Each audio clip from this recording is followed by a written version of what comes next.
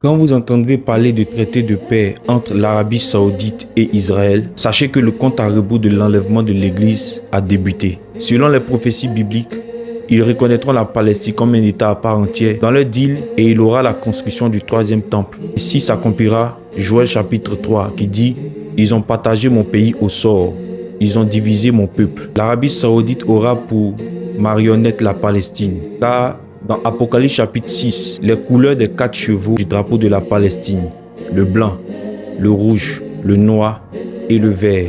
Le 4e cheval, dans d'autres versions, c'est mis pâle. Dans le grec, c'est chloros, qui veut dire vert. Et le cheval vert correspond à l'Arabie Saoudite, sur lequel il y a le drapeau vert. Il lui a été donné autorité sur un quart de la terre, pour faire périr les hommes par l'épée. Vous pouvez voir sur le drapeau de l'Arabie Saoudite l'épée. Et ce passage rejoint Ésaïe chapitre 28 qui dit que les dirigeants d'Israël vont faire un traité de paix avec l'Antichrist, que l'Éternel appelle le pacte de mort qui sera brisé par l'Antichrist à la moitié des 7 ans. Ce deal entre l'Arabie Saoudite et Israël sera un deal de 7 ans, mais de fausse paix.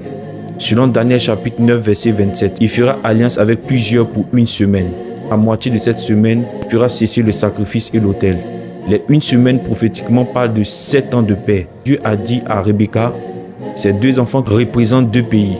Lorsque Jacob devait visiter son frère, Dieu a changé son nom dans Genèse chapitre 32 en Israël. Et dans l'histoire de Genèse chapitre 33, regardez 2 nations et non 2 hommes.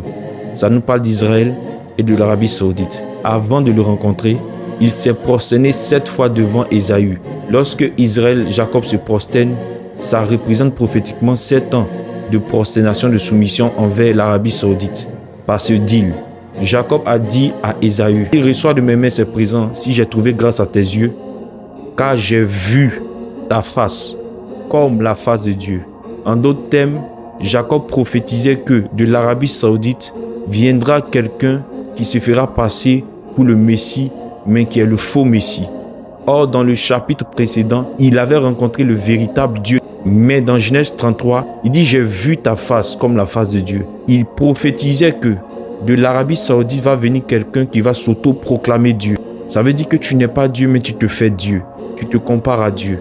Au travers de cette action qu'il a posée, nous sommes dans les temps de la fin. Église, réveille-toi, notre époux arrive. Jésus revient. Église, réveille-toi, notre époux arrive. Voici l'époux, allons à sa rencontre.